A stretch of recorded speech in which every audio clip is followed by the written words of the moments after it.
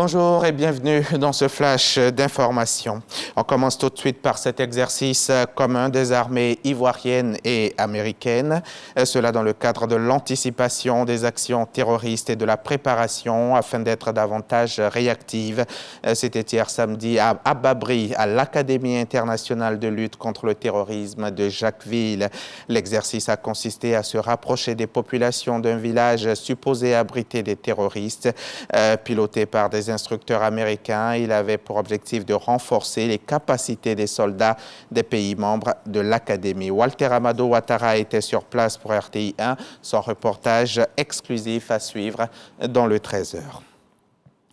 Boundiali aura bientôt son usine de transformation de cajou. Ce sera dans quelques 3 à 4 mois. Une grande usine bâtie sur une superficie de 10 hectares et qui va compter des milliers d'employés. Quel est à ce jour l'état d'avancement des travaux? La députée maire de Boundiali est allée voir et Amy Sissoko l'y a accompagnée. Maria Toukouné sur les chantiers de l'usine de transformation de noix de cajou de Boundiali. La députée maire est venue elle-même s'enquérir de l'état d'avancement des travaux de cette industrie agricole qui est présentée comme l'une des plus importantes en Afrique de l'Ouest. Sur le niveau des travaux d'installation, l'opérateur rassure. Les travaux de l'usine sont très avancés. Nous avons pratiquement fini la construction. Bientôt, nous entamons les installations et dans le mois de juin, l'usine sera opérationnelle. En juin 2023, donc, l'usine de transformation de noix de cajou va débuter ses activités. Bâtie sur une superficie de 10 hectares, elle va employer près de 3000 personnes et transformer des milliers de tonnes de cajou par an. Pour l'initiatrice du projet, c'est un moyen de lutte contre la pauvreté conformément à la vision du président de la République. Le président de la République est soucieux de l'autonomisation des femmes. Vous voyez que nous répondons à ce besoin à Boundiali. Et l'usine démarre à un moment où le président de la République nous dit 2023, année de la jeunesse. Qu'est-ce que la mairie de Boundiali pouvait faire de mieux pour la jeunesse que de lui donner cette usine avec ses emplois? Déjà aménagée sur 10 hectares, l'usine va s'étendre dans les années à venir. Les autorités coutumières entendent lui céder d'autres terres pour lui permettre d'accroître sa capacité opérationnelle pour le bonheur des populations de la région de la Bagoué.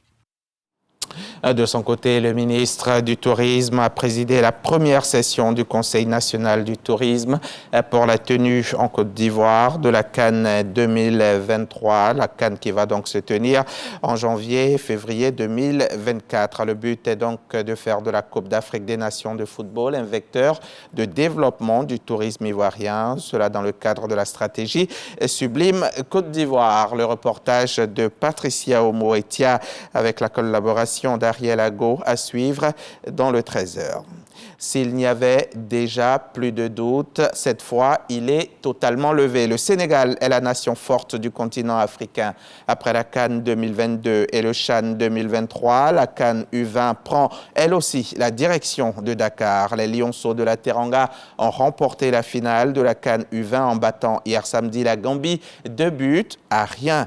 C'est le premier titre du Sénégal dans la compétition. Sénégal qui conclut en beauté un tournoi parfait qu'il a vu gagner toutes ses rencontres sans encaisser le moindre but. Les poulains de Malik Daf mettent fin à la malédiction après 3 échecs en finale lors des 4 dernières éditions de la CAN U20.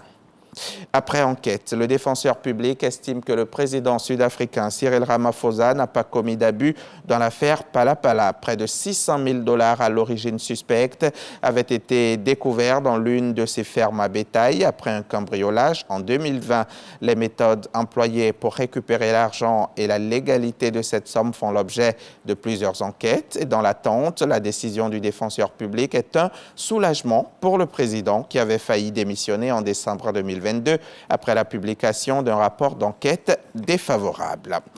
Tout à l'heure, dans le Dimanche Magazine, je recevrai le ministre Epiphane Zorobalo, ministre de la promotion de la bonne gouvernance et de la lutte contre la corruption.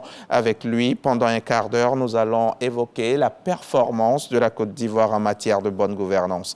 Rendez-vous est donc pris pour tout à l'heure. C'est à 13h, c'est sur RTI.